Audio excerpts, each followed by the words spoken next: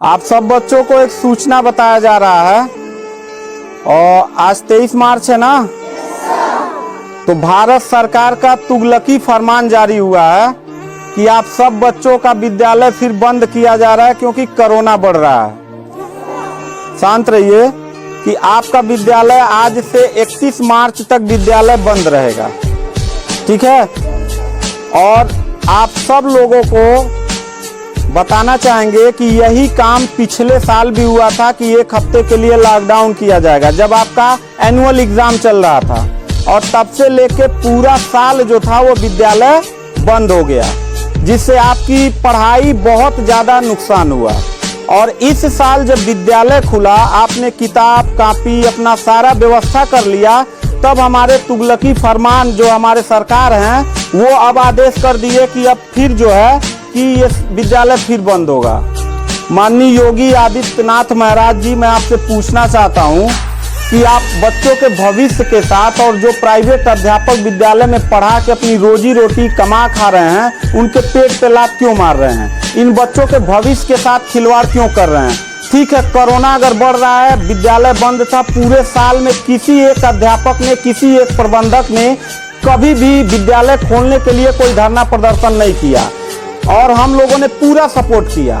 लेकिन बीच में अगर कोरोना फैल रहा है तो मैं आपसे पूछना चाहूंगा कि जब गोरखपुर महोत्सव आप करा रहे थे तब कोरोना फैल नहीं रहा था।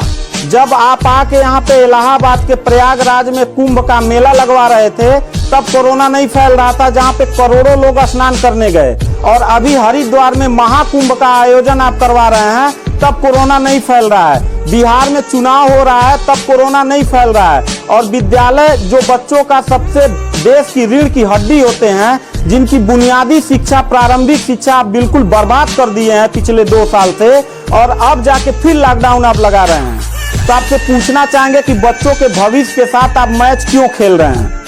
ये जितने भी बच्चे हैं, अगर 1 मार्च आप 1 अप्रैल बोले हैं, 1 अप्रैल तक अगर विद्यालय नहीं खुला तो इन सारे बच्चों को लेके मैं रोड पे बैठ जाऊंगा। ये मैं आपको खुला चैलेंज कर रहा हूँ, क्योंकि बात सिर्फ मेरे तक का नहीं है, इन सारे बच्चों का भविष्य है। और इन सारे बच्चों का भविष्य आप लोग अंधकार में डाल रहे हैं। आप लोग खुद नहीं चाहते हैं कि देश का बच्चा पढ़े, पढ़ के कुछ लायक बने। आप लोग अपना जब रैली निकालना रहेगा, चुनाव रहेगा, तो कोरोना आपके पास नहीं रहता है। और जब आपको लगेगा कि आपके विपक्ष में लोग खड़े हो रहे हैं तो आप कोरोना का ड्रामा करा के विद्यालय को सबसे पहले आप बर्बाद कर रहे हैं।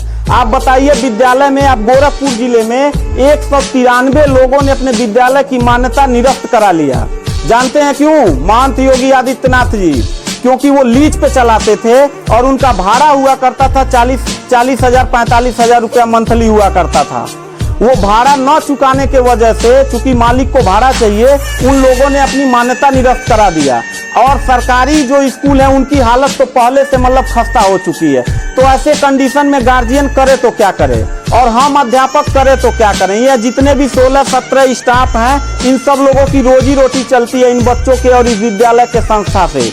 आप लोग हमारे पेट पे प्रहार कर रहे हैं, हम लोगों के व्यवसाय से प्रहार कर रहे हैं। अगर आपको लग रहा है कोरोना है, ठीक है, विद्यालय बंद कर दीजिए, तो आप ये भी अपनी नियत को साफ करिए कि कुंभ का जो मेला, महाकुंभ का लगवाने वाले हैं, उसको भी कैंसिल कर दीजिए। और जो गोरखपुर महोत्सव और गोरखनाथ का मेला लगवा के आप ड्रामा करवा रहे हैं, वो भी बंद करवाइए। यानी आप खुद नियम का पहले फॉलो करिए, हम लोग नियम को फॉलो करने के लिए तैयार हैं। अगर लास्ट में जाते जाते यही कहेंगे, इन बच्चों को, चेहरों को देखिए, इनके माता पिता ने सारे बच्चों का, किनका मोबाइल बज रहा है, साइलेंट कर लीजिएगा सर। इन सब बच्चों के माता पिता ने, बच्चों कितने लोगों ने आप किताब कापी अपना सारा कंप्लीट कर लिए हो? पता है, एक एक बच्चों की किताब कापी 2-2 हजार रुपए की आती है। आप फिर लॉकडाउन लगा दिए, इनकी पूरी पढ़ाई बर्बाद हो गई। अब यानी आपने 1 हफ्ते का लगाया है, आपकी नीयत पे तो मुझे 100% विश्वास है ही नहीं है कि आप करोगे क्या। आप पूरे साल पढ़ाई बर्बाद करोगे। हाथ नीचे करिए। अब ये बच्चे करेंगे क्या? किताब लेकिन इनके गार्जियन करेंगे क्या? हम लोगों ने पूरा कोऑपरेट किया सरकार को। जितना दिन लॉकडाउन लगा था उतना दिन का मैंने पूरे सभी विद्यालय के लोगों ने शुल्क माफ कर दिया, क्योंकि गार्जियन के ऊपर कोई लोड न पड़े। हम लोगों ने टीचरों को पेमेंट नहीं किया, क्योंकि हम लोगों ने जब फीस नहीं लिया तो पेमेंट कहां करें। हम लोगों ने पूरा सरकार का साथ दिया, जितना हो सकता था सब लोगों ने साथ दिया। लेकिन अब इतनी कंडीशन होने के बाद, विद्यालय खुलने के बाद आप लोग विद्यालय बंद कर रहे हैं, ये बहुत ही गलत कर रहे हैं। और आपका पॉलिटिकल जो फंडामेंटल जिस पे आप चल रहे हैं कि जिन नियतों पे आपका बर्बाद होने वाला है, मैं लिख के आपको दे दूंगा कि अगर फिर से 1 अप्रैल के बाद, ठीक है, अगर 1 हफ्ते के रोकने के बाद कोरोना भाग जाता तो मतलब 1 हफ्ता आप बंद कर लीजिए, बिल्कुल हम लोग 1 हफ्ता नहीं पढ़ाई कराएंगे। लेकिन अगर फिर साल भर का ड्रामा आपने किया तो निश्चित तौर पे याद रखिएगा कि तानाशाही उतना ही अच्छा लगता है जितना तानाशाह के अंत होने का समय ज्यादा दूर हो, और आपका समय बिल्कुल नजदीक आ गया है। तो मैं उम्मीद करता हूं कि आप ये काम बिल्कुल मत करिएगा। 1 अप्रैल के बाद अगर विद्यालय फिर से आप बढ़ाएंगे तो इन सब चेहरों को देख लीजिए और इनके गार्जियन को लेके, अपने पूरे स्टाफ को लेके जिले से लेके मैं प्रदेश लेवल तक धरने पे बैठूंगा। इस बात को याद रखिएगा, क्योंकि सवाल यहाँ सिर्फ मेरे रोजगार का नहीं है, मेरे जितने सहपाठी और जितने मेरे कर्मचारी लोग हैं और इन बच्चों के पढ़ाई का भविष्य का सवाल है। तो मैं इन बच्चों को लेके धरने पे बैठ जाऊंगा, अब जरूरत पड़ा तो असंवैधानिक भी हो जाऊंगा।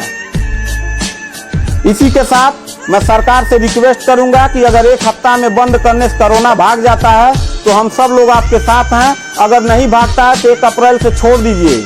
हम लोगों को कोरोना होगा, मरेंगे, क्या करेंगे वो हम लोगों की रिस्पॉन्सिबिलिटी है। आपको इतना चिंता करने की जरूरत नहीं है, क्योंकि कोरोना में लॉकडाउन लगाने के बाद खाना हम ही लोग पहुंचाएंगे, लोगों के आने जाने की व्यवस्था हम ही लोग करेंगे, उनके दवा दारू की व्यवस्था हम ही लोग करेंगे। आप सिर्फ ड्रामा करेंगे, सिर्फ थरिया पिटवाएंगे और मोमबत्ती जलवाएंगे, इससे ज्यादा तो आपकी कुछ औकात है ही नहीं है। तो मैं उम्मीद करता हूं कि 1 अप्रैल के बाद आप विद्यालय खोल दीजिएगा। इन बच्चों के भविष्य के साथ आप लोग खिलवाड़ मत करिएगा।